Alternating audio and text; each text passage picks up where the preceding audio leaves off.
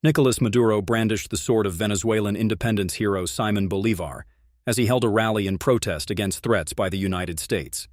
Follow this channel Eco Channel for more updates on international news. Sabre rattling.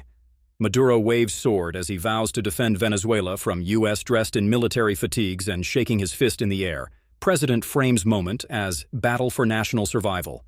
Nicolas Maduro brandished the sword of Venezuelan independence hero Simon Bolivar as he held a rally in protest against threats by the United States. Dressed in military fatigues and shaking his fist in the air, the Venezuelan president called on citizens to defend every inch of this blessed land from imperialist threats or aggression, no matter where it comes from.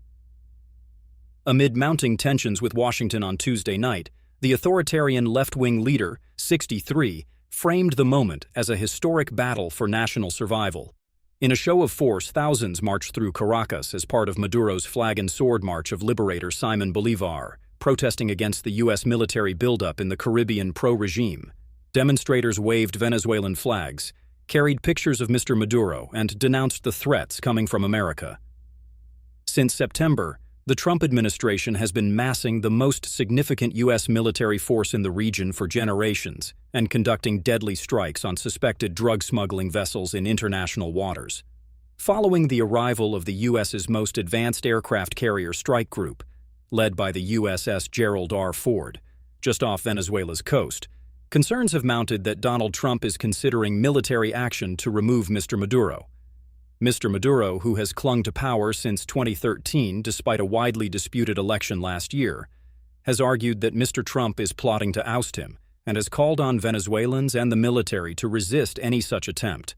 Former regime officials told The Telegraph last week that Mr. Maduro fears for his life, believing he will be killed either in a U.S. strike or during a coup orchestrated from within his inner circle. Four anonymous U.S. officials told Reuters on Saturday that the U.S. was poised to launch a new phase of Venezuela-related operations in the coming days. Yet the White House has given no official signals about its military intentions, and Mr. Trump has repeatedly said he is not pursuing regime change. However, the U.S. president was reportedly briefed earlier this month on a range of options for potential strikes on land targets, including on Mr. Maduro's own protection team or inner circle, as well as to seize the country's oil fields.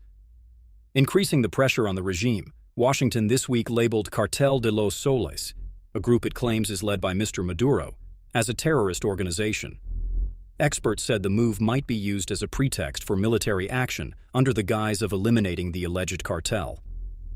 Venezuelan officials have rejected what they call a ridiculous plan to designate the non-existent group.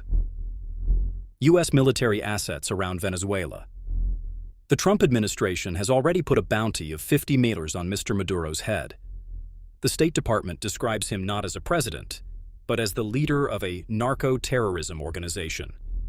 On Tuesday, Cuba accused the U.S. of seeking a violent overthrow of the Venezuelan government and branded its military buildup in the region an exaggerated and aggressive threat.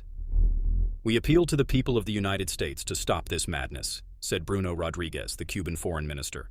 "The U.S. government could cause an incalculable number of deaths and create a scenario of violence and instability in the hemisphere that would be unimaginable."